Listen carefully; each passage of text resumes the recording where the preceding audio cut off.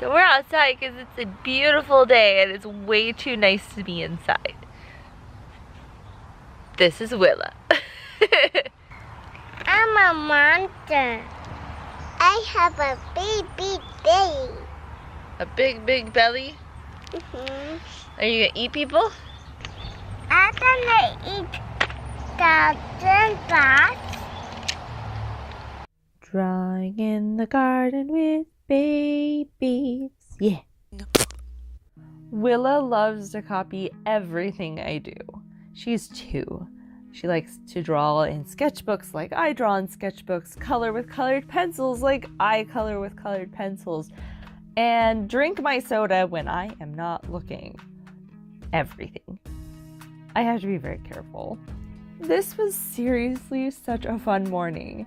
This costume that I'm drawing right now will be for my 6-year-old son. He is in ballet and he has one performance, about 5 minutes, in June where his whole class will be flowers in Cinderella. The show is super creative. They've changed it around to include all different kinds of dance and it's supposed to be really funny and I am so excited for it. And I will show the girls in his class's costume right here. See? It is so cute, right? Well, Liam didn't want to wear a dress, and I wasn't really going to force him to. So, that being said, there was no boy companion costume for this flower dress in the catalog that they were using. His teacher and I had the same idea that I would be the one to make his costume. We actually came to this conclusion at the same time and we met in his class and I was like, hey, I wanted to talk to you. And he's like, I wanted to talk to you as well. And we had a good laugh over it. It was funny. I mean, he needs to match his class after all. So the project was born. I did a bunch of research on male ballet costumes, and basically they all look like vests with opaque tights and leggings. I still wanted him to look like a flower, though, to match his class, so I kept searching. I drew a lot of inspiration from the character Oberon from Midsummer's Night Dream. With the design in my head, I started looking for fabrics that would match their costume, and I found everything except for the stretched lace that was embellished with sequins. That is their leotard part. So I contacted the costume company that they were buying the dresses from, and I sent them a very nice, upbeat email saying, hi, wonderful people. I'm making a companion costume for my son to this costume. Is there any way I could buy some of the teal stretched lace from you so that he can match his class? Or do you know of where I can buy it? That sounds nice, right? It doesn't sound like a crazy dance mom, right? Right? Well, they sent back a reply of one line, and I quote, unfortunately, we do not carry fabric in our warehouse. Okay, thanks, but I asked 2 questions. And I know you guys are making 2 costumes for the couple of girls in his class, so are you making those out of hopes and dreams or what? They didn't tell me. Oh well. So the search continued with online shopping.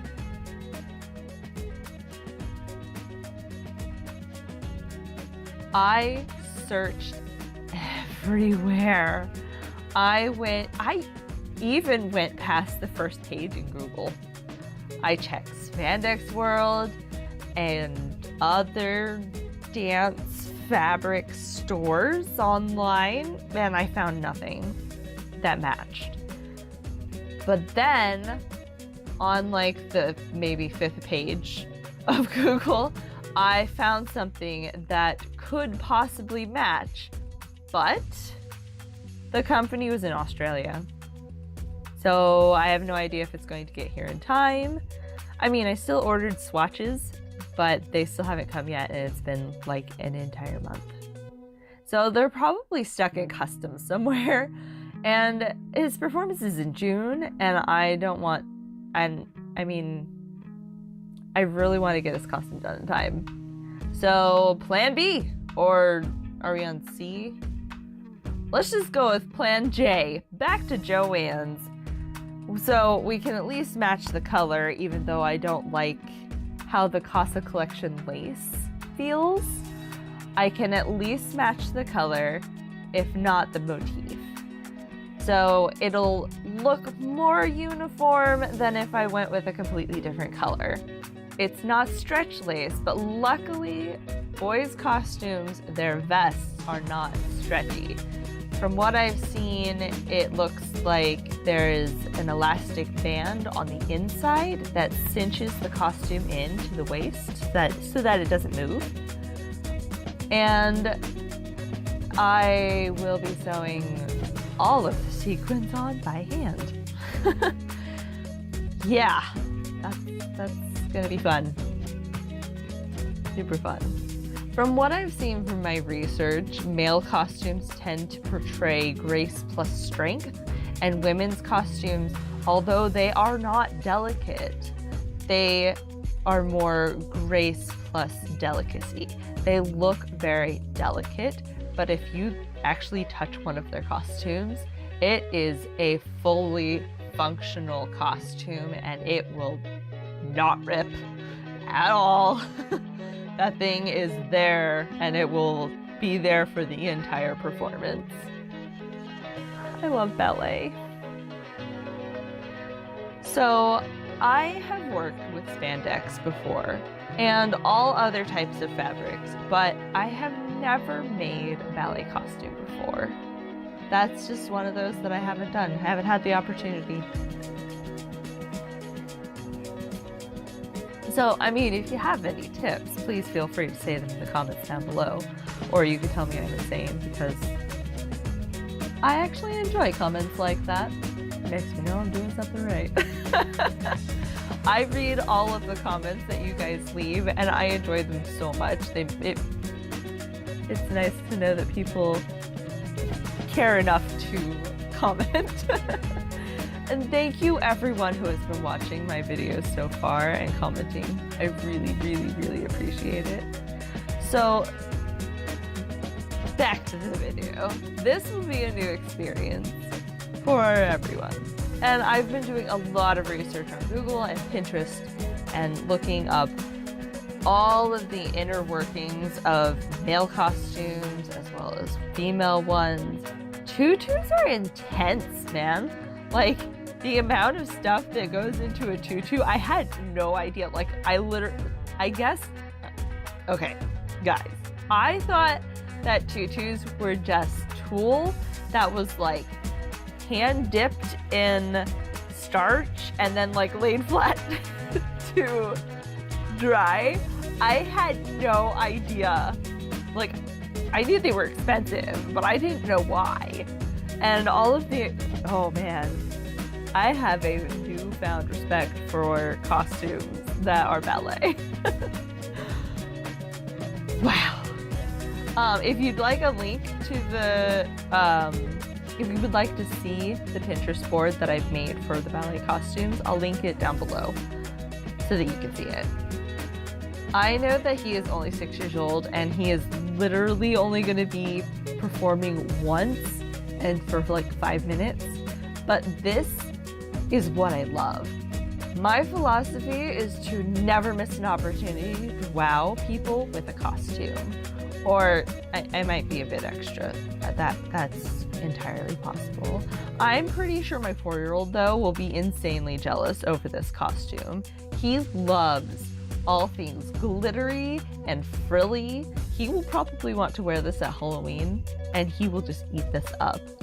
I'm hoping to have this done by the time the girls in Liam's class get their costumes so they can all try them on together, and I hope that the other parents will let me take a picture because I really want that picture. I am buying the DVD of the performance. It's just, I want like a picture of just the class.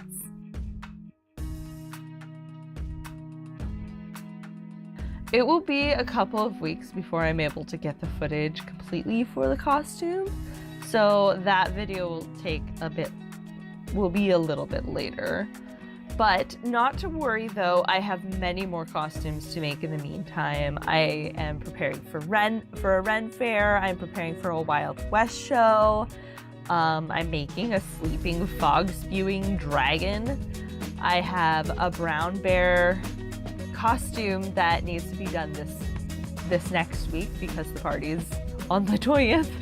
So that'll be my next video, will be the sketch for that, and then I will be showing, it's probably going to be another one night dress because I'm insane. The party's theme is brown bear, what do you see? Like, that's awesome. They don't usually have face painters come to parties like that. You usually get like princess parties, pirate parties, superhero parties, like parties based on a book are awesome. Anyways, so we have lots and lots more. So make sure you like and subscribe and ring that bell so you don't miss any videos. If you would like to see a list of events that I will be attending as a face painter, there will be a link at the end of this video so you can go to my other channel, which is Storybook Faces. I put companion face paints on this channel, and they're companion face paintings of my costumes, for my costumes, as well as vlogs on location and storytime videos sometimes. There are some interesting things that happen when you're a face painter, and they can be really funny. So I plan on sharing those as well. I will soon have a website up detailing each channel, and it will include a list of events that I was talking about. In the meantime, you can find me on Facebook at Storybook Faces, which I post weekly too as well. Usually every Thursday, because that's when I go to my restaurant.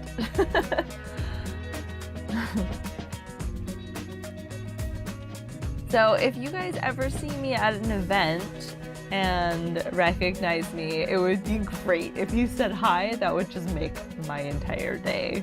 I love meeting new people, and I'm really not as awkward in person, I promise. Thank you guys so much for watching again. I'm glad you're enjoying these videos, and make sure you subscribe so you can see more videos. I will see you next time. Bye!